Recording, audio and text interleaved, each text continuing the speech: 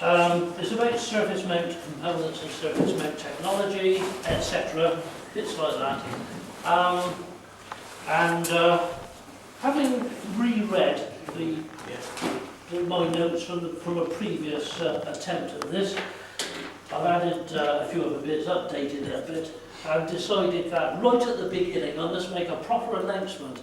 That is, if you haven't got the right tools, the right frame of mind, good eyesight, and a decent soldering iron, don't bother with surface mount. Well, thank you very much then. Right. However, I have got one here which I did earlier. You sure it's there? Yeah, it is on here. At the end of this very short talk, if anybody wants to see how it can be done, I got enough bits here to put down a few components on a bit of Vero board. Vero is quite acceptable for using for surface mount technology. Right. The history and why surface mount. It's cheap. And we go on then to definition. No, surface mount technology does away with drilling holes in circuit boards. It does away with big components with wires which have to go through holes. The commercial use of surface mount is very much automated assembly. How it's done commercially, I explained this so that you can get a bit of a drift as to why amateurs can be a little bit limited. I did a spell at Motorola, and most of the boards that they were running through were that sort of size, with components on both sides. The circuit boards came in bulk from Germany, and they were just plated boards, copper etched, and then had a plating on them. The assembly was in this manner. So when I first went there, it was quite an experience. I previously worked at Emerson Electric for 22 years. Was made redundant, did a spell unloading sprouts at Sainsbury's and bits like that, and then finally got a job at Motorola. And my first day there, I went through the door and they said, well, we'll show you where the canteen is and where the toilets are, etc. We went in, and I've done this. And there was half the other people that had been made redundant before me were working there, which was a good bit of confidence boosting actually, because everybody was very friendly.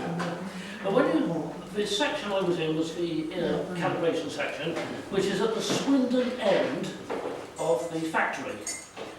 And when I went there were 8 assembly lines just starting just outside our glass office, and it was like these parallel drawings, but they just disappeared. 8 lines disappearing right down in the distance.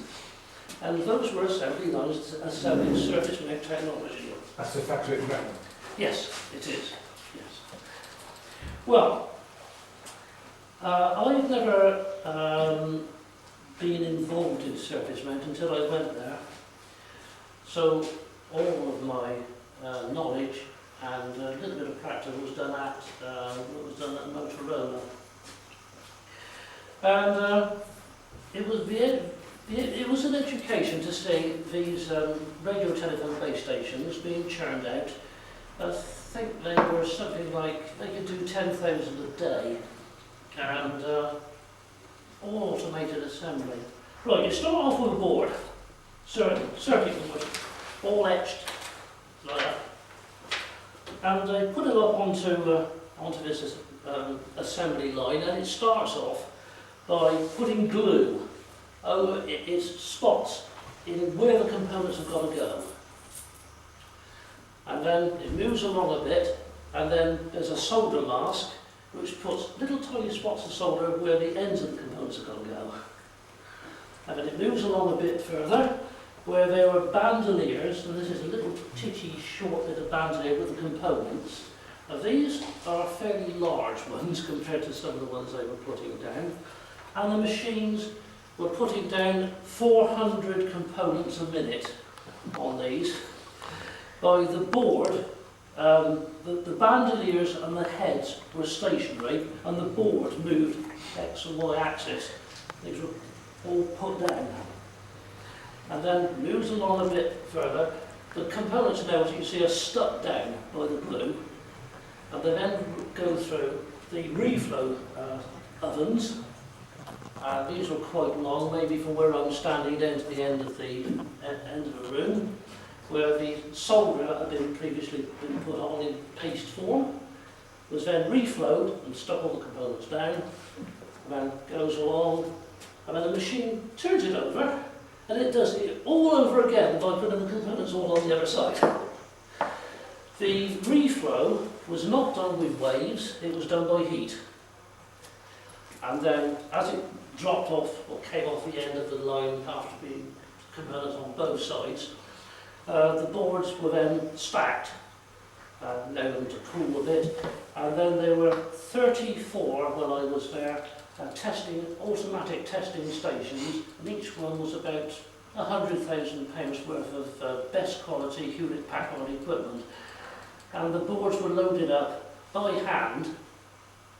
That's where the first manual operation came in, and the lid was closed, and about 1 hour 13 minutes, if my memory is right, later the board came out either tested and working, or was then routed for rework with a computer generated test of what was wrong with it, and there weren't very many.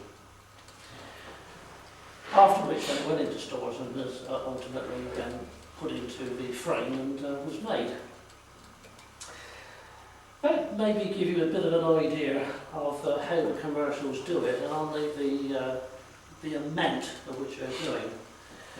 When it comes down to our amateur radio level, we have various snags, and we'll be more serious here. We don't use solder paste very much. And if you do, does anybody use solder paste for electronics? Yeah, okay. Is it for electronics? You don't use it for mechanical work? Electronics, yeah. Okay, right, okay. There are then a few difficulties, aren't there? Like, the paste is usually water-based, and the first thing which you should do is to move the soldering iron yourself near to the paste and drive off the water. And then put the soldering iron on the job to reflow the solder that's in the paste. So there's different soldering techniques.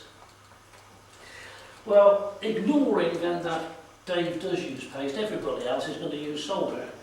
And this is a solder which I use. That's 32 gauge cord solder. And you don't want much of that. What you do need is extra flux, because the amount of flux contained in that, it is not a lot in it. They can say it is cord solder, which it is, but there's not enough flux. And on the rework sections at Motorola, the ladies each had a flux pen, which is rather like these, with a broad tip. You just run the flux over the joint and then apply the solder and the solder line to it to reflow. One of the important things to consider is that the flux not only helps the reworking, but it creates an assistance to the surface tension of the solder. Now, I was quite surprised seeing these ladies soldering in the replacement integrated circuits. And there's a whole list of different types, which I'll run through in a minute. But they were so deft and so quick, and so I had a really good look at what they were doing. They got the old chip off, usually by heating it with lamps underneath, to melt the solder underneath. And then just flick the chip off. Using then solder wick. Now, I've used solder wick for many, many years, and I was introduced to it on a course I took at Tektronix. in the UK, and I really haven't looked back from those days. Tektronix used it a lot in their workshops, and I use it a great deal myself. Anyway, where the original pads were on these circuit boards, you put this wick on it. Anybody not come across wick, or is it everybody hasn't come across on it? Yeah, pumps are okay for needed components, but when you get the very narrow tracking, it gets a bit tricky. So what you do with this, and I've used a bit of this, you just put it on the job, and then with the soldering iron, just gently and slowly run down the wick over the pads, and it just goes and takes all the solder off, and it is a really nice clean pad. So that's what they did after clearing off the chip. But then they positioned the new one, got a corner and a corner sort of lined up correctly, and then this was the part which really surprised me. Run down the flux pen, and then with this solder, just put the iron on and run down over all the leads together and soldered all the lot down. Now the surface tension of the solder versus the flux, there were very, very, very few bridges at all.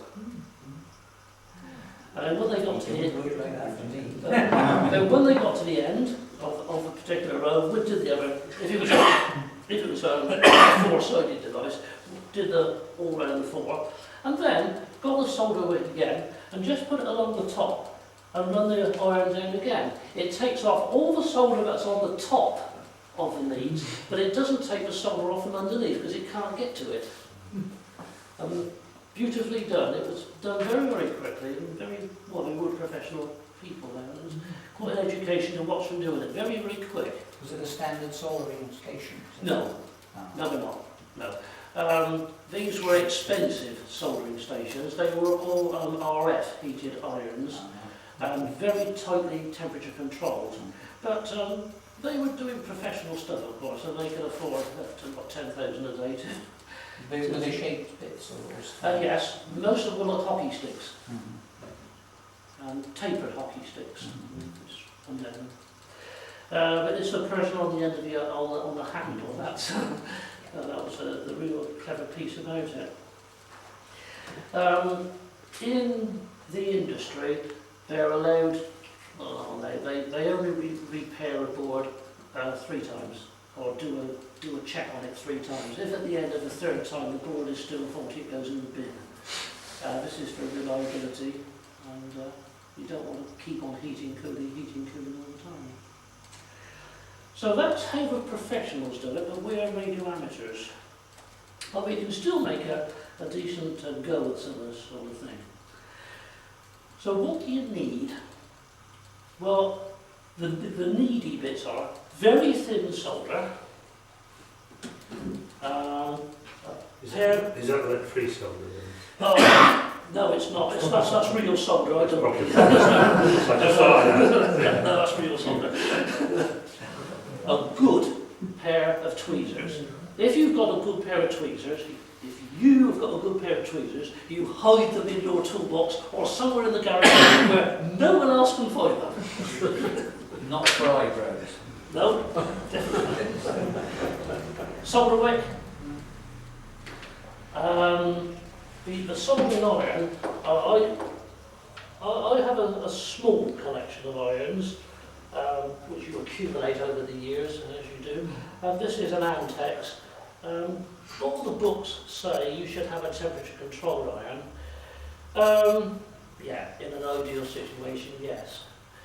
But for us radio people, we're only doing the odd component, and it's not going to fly, or someone's not going to like it, it's not going to rely on it. A little Antex with a 1/16 of an inch diameter tip is adequate. You can do a decent job with it. And good vision, or a magnifier. For myself, this is just for me, and my close vision is very good. It's the distance which is pretty poor, and I manage quite happily just using my own eyes and just to inspect at the very last I use a good ×10 magnifier. I'm quite happy with that. Sometimes something to hold it down, and well, sorry, I was saying to a couple of others this evening, I went to a model engineer exhibition this week, and there was a stall selling these. They're surface ground all over, so they're square in all directions, and they don't wobble. They're 14 quid, so I did buy myself one of those, but for some things that's a bit over the top. You could also use double-sided sticky tape and stick the job to the bench while you're soldering it. So I prefer this type of thing, I can tear it round and all. That's the background. Now I'll tell you a bit more about things in general. Charles mentioned this evening these square integrated circuits. I don't know what they are, he said, and I agree. Do we all know what they are? Well, it could have been a PQFP, a plastic quad flat pack with pins on all sides. Or it could be a CQFP, a ceramic quad flat pack. Going out to the more basic ones, we know what an SO device is, don't we? Small A-line. Yeah. And so it goes on. I'm not going to go all through this lot. There's one or two which you will not come across. BGAs, ball grid arrays. We've got 64 pins on the underside of the chip. And these are reflowed with a heat, not with solder lines. This is to be a heat reflow. Again, amateurs, you can't tackle that, don't even think about it. A MELF, metal electrode leadless faces. A CGA, a common grid array device. A TQFP, a thin quad flat pack. And so it goes on. There are on this list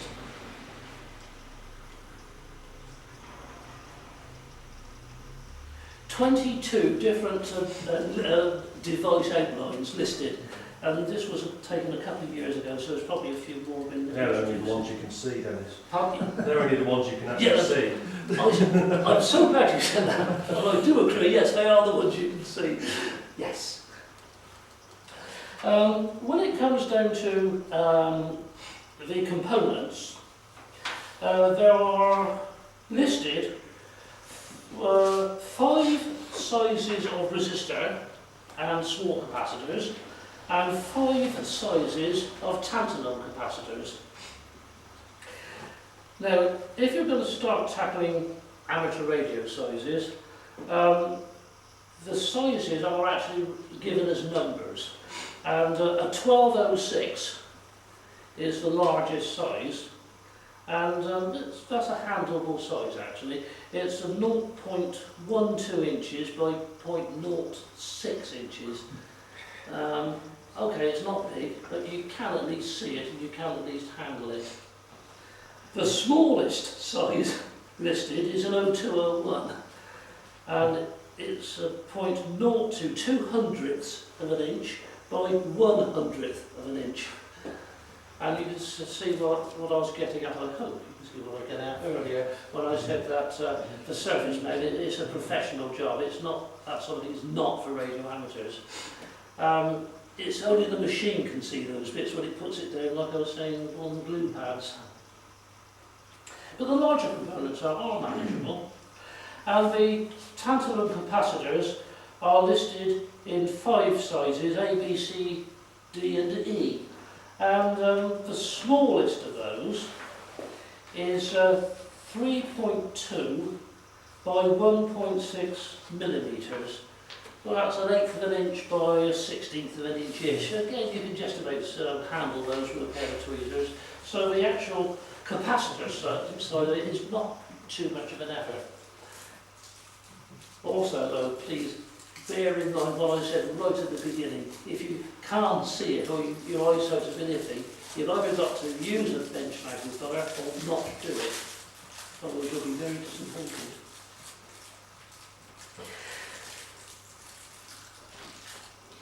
Removing components are can be a bit of a pain. Removing leaded components, they can be nasty enough, can't they? Using the solder pump, extracting solder off like that is quite acceptable, but it doesn't really work very well when you've got these tightly spaced pins, particularly on the ICs.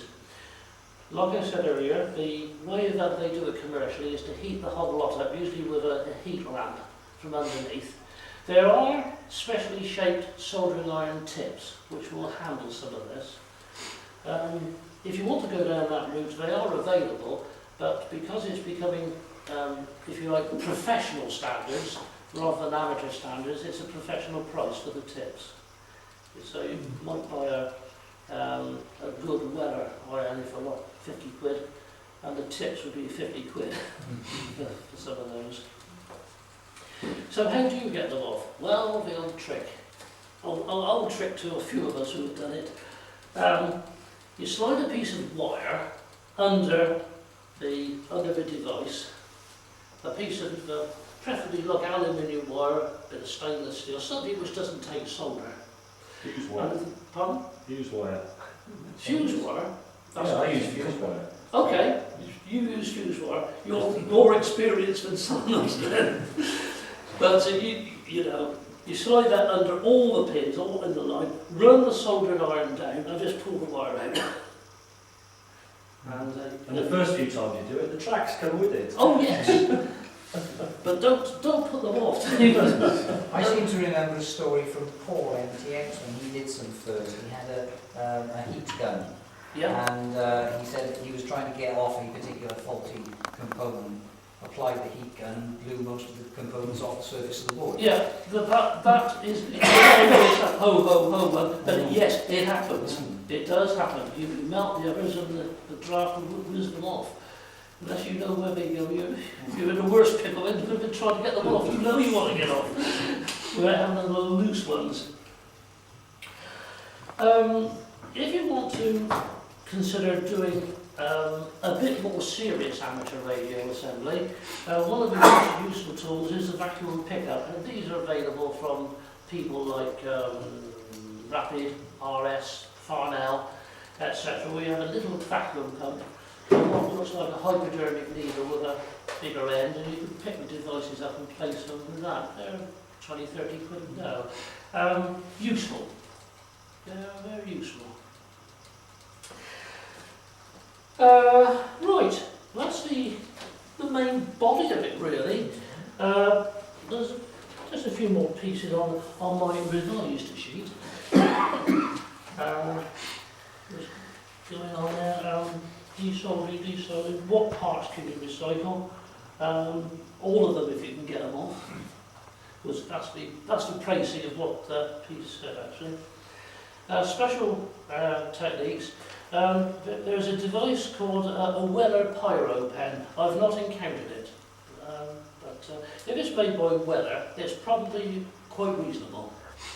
And this is a little very fine hot air device for whipping off the components there. There's not really a lot more to say.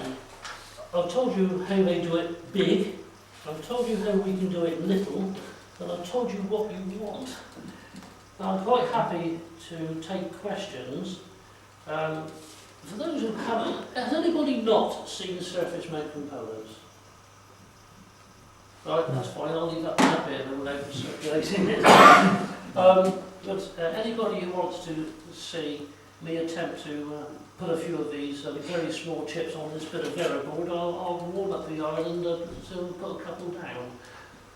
The iron, you said 16 inches on. Mm. What sort of watt is that? So 12, 15? 50-ish, yes. Yeah. And that's a pointing tip, is it? Yes, it is, yes. Yeah. What I've done, I've brought the straight one, I've also got one which I put in, made like a hockey stick, which that's at home, didn't need it for tonight. Yeah, if you press too hard with a fine one, you end up with a hockey stick. Yes. And it works a lot better. difficulties with service map components presumably is making sure you keep them separate so you can identify what they are, because there's no...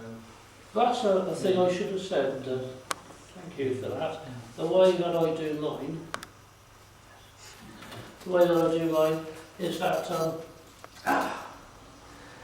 being a radio amateur, a real radio amateur, you never buy anything, you see. You sort of sneak around and wherever you snip bits off the bandoliers and then read what it says on the side of the bandolier and then write it on the bit you snipped off. Otherwise you'll never work out what they are. You can measure them, but it's getting a bit small. I know it's a short one, but sorry, was it? I was just going to think to myself, thinking aloud as much as anything else. Leaded components and large physical surfaces are good at absorbing heat. Yes, they are.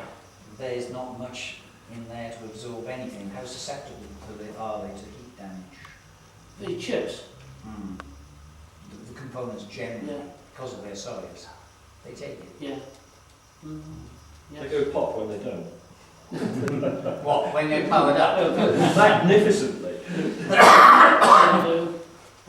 It was a rarity. Well, I say my experience was with Motorola, and rare indeed that anything like that happened.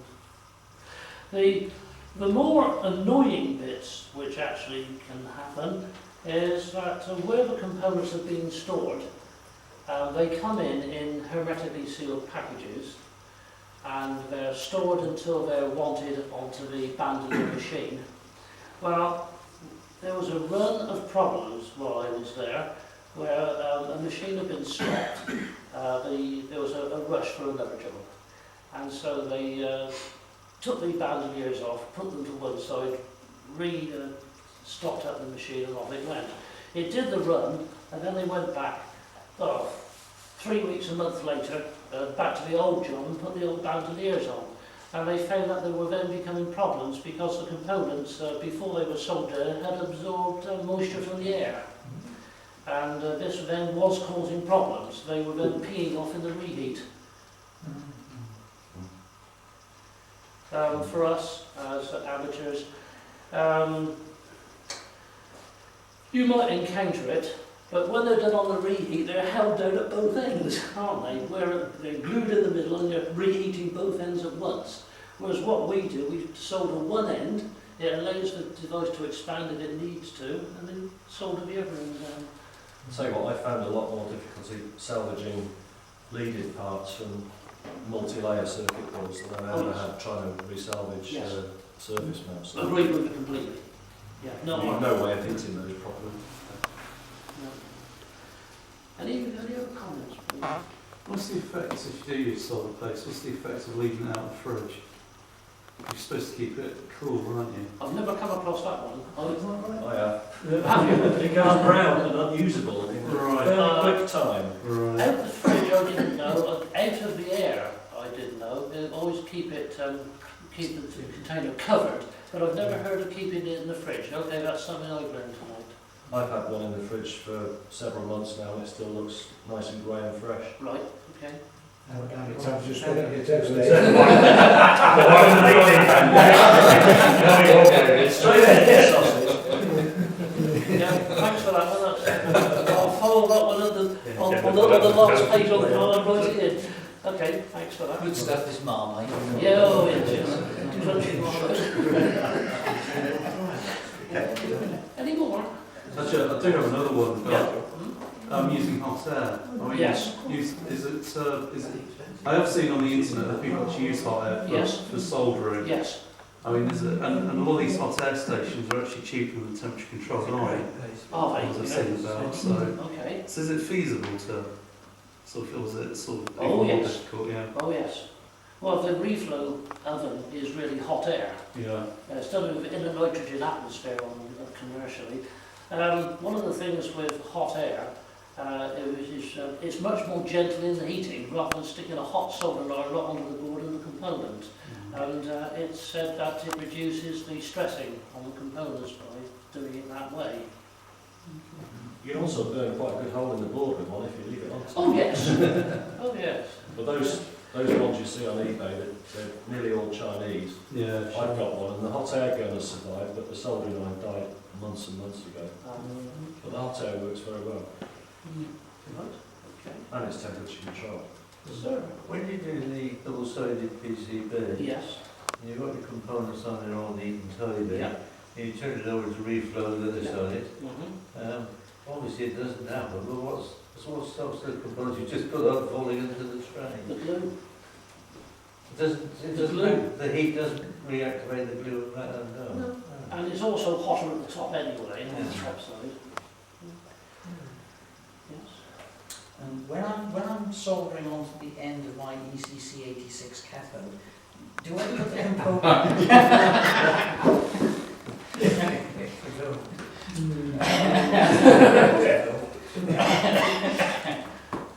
Right, well, I'll say it was a mini one, and there's not a lot to say really. I'll show you though, if anybody wants to come over. I'll attempt to put a couple of these components down on And this. if anybody else can see that.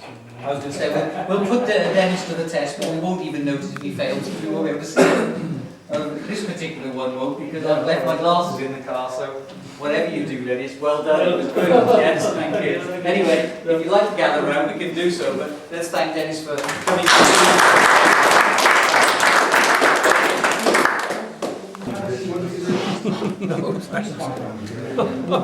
What colour is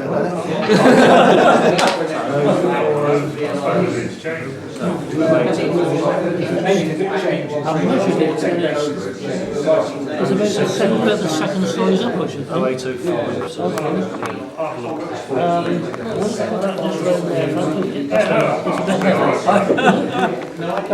the smallest amount of soldering. He was just leaving, and I said, he said, well, give me the email, I'll reply to it, I'll be in the car about 7, you'll get yourself an email before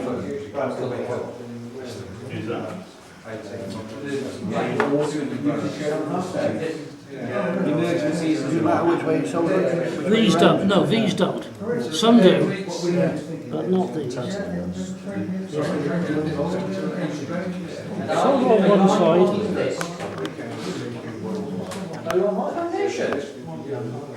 On all three.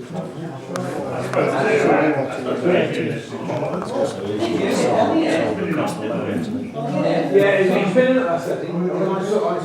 was going to say was, if you get one end lined up first. He said he had a pretty rough time with it, he's still a bit not quite right. I'm not doing it very well. Oh, sorry.